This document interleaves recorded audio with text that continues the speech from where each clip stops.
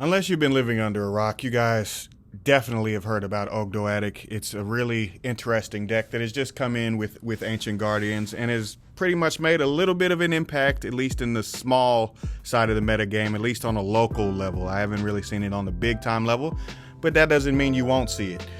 Anyways, with some of these combos, they're all baseline combos. I feel that Nunu is going to be the card that you see the most in the opening hand, or at least I should start with the Nunu, I should say. It can spam itself out of the graveyard and onto the field. Pardon the way the overlay looks, it's actually kind of strange, but for some reason on my MacBook it does that a lot. But it doesn't mean that it's not displaying that way to my potential opponent.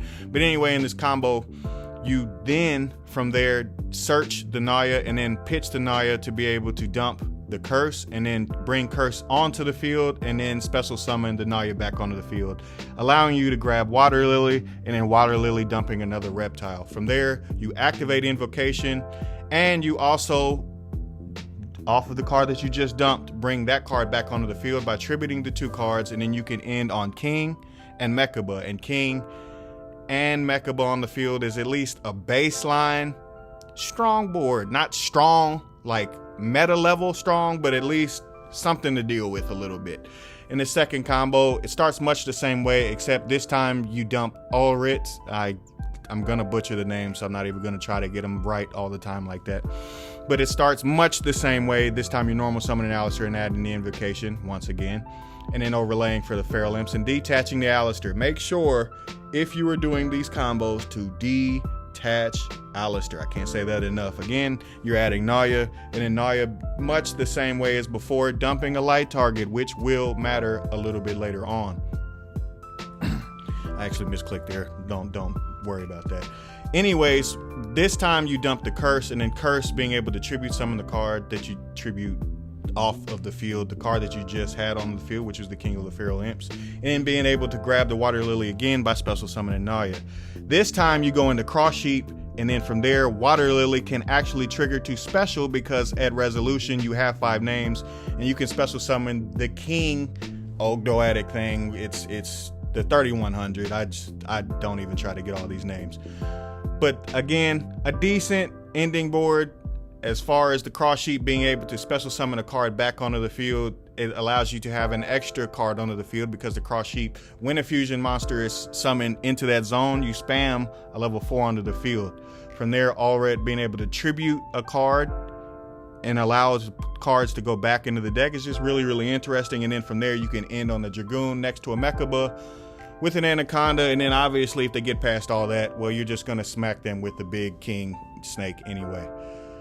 Ignore the King part. It's just, that thing is really, really powerful. I really like the card. I don't really like some of the other effects, but I definitely like that one. In this 3-card combo, this is what happens if you open both the level 4 light and the level 4 dark.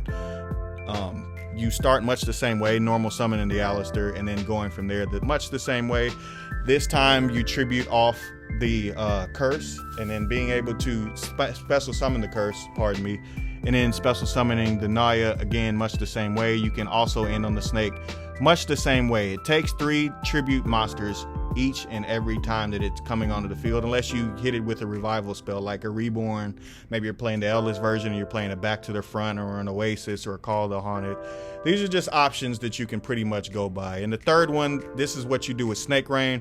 And I'd like to add Driver just because I draw Driver like it's a job that I get paid to do. But from there, you want to dump both of the level 4s, usually if you don't open them in your hand.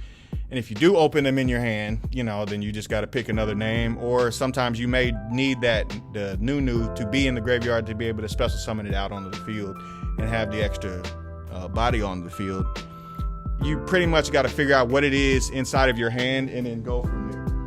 As far as the combos, guys, they're all really interchangeable, and it'll wear you out to try to reinvent the wheel. They all have a really baseline combo of, hey, this card goes to the graveyard.